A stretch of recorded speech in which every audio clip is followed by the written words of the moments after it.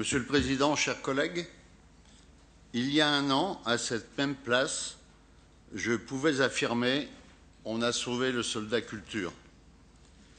C'était l'occasion de saluer le courage de notre collectivité de ne pas sacrifier la culture sur l'autel de l'austérité en maintenant le budget 2014 à la hauteur du budget 2013. Et de ce fait, nous pouvions aussi affirmer que la culture est bien une vraie valeur de gauche. Plus que jamais, en ces périodes d'austérité où la perte de valeur, le découragement s'installent dans notre pays, il est urgent et essentiel de permettre aux acteurs culturels d'être un vrai levier d'émancipation pour les citoyens.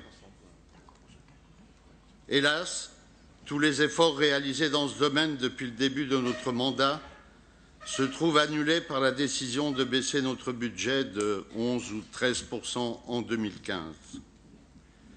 C'est un très mauvais signal que nous lançons à tous les acteurs du spectacle vivant et aux Bourguignons. Monsieur le Président, vous avez accueilli dans cette salle près de 200 personnes jeudi dernier. Je vous en remercie. Et nous avons pu mesurer la réelle inquiétude et la colère de ces femmes et de ces hommes fortement engagés dans leur métier et préoccupés de leur avenir.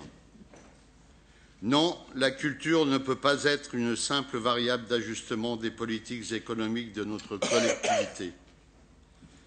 Nous devons rectifier le tir, faire preuve de solidarité, une autre valeur de gauche, et d'imagination, notamment lors du budget supplémentaire du mois de juin. Nous devons renouer le dialogue avec ces professionnels fragilisés depuis juillet 2013, au travers des annexes qui régissent leurs indemnités de chômage d'une part, et d'autre part par la baisse des subventions de l'État et de l'ensemble des collectivités locales et territoriales. Exigeons en leur nom que dans le cadre de la réforme territoriale soit inscrit dans le marbre que la culture devienne une compétence obligatoire et partagée avec l'État et l'ensemble des collectivités locales. Croyez, Monsieur le Président, que notre groupe inscrit dans la majorité de notre Assemblée saura, jusqu'à la fin de notre mandat, insister pour que les lignes bougent et que la confiance revienne dans un dialogue apaisé avec ces femmes et ces hommes qui œuvrent quotidiennement à partager leurs imaginaires et leurs engagements avec l'ensemble des publics sur nos territoires.